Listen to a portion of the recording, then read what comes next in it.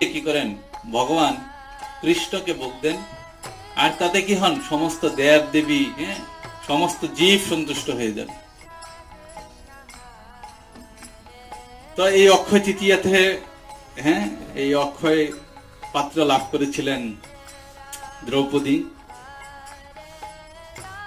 তো আরো আমরা জানি যে এই দ্রৌপদীর জীবনে কি হয়েছিল, যে এই অক্ষয় তৃতীয়ার দিনই তার বস্ত্র হরণ হয়েছিল, আর তার জন্য ভগবান শ্রীকৃষ্ণ তাকে পর্যাপ্ত পরিমাণ অক্ষয় বস্ত্র দান করেছিলেন।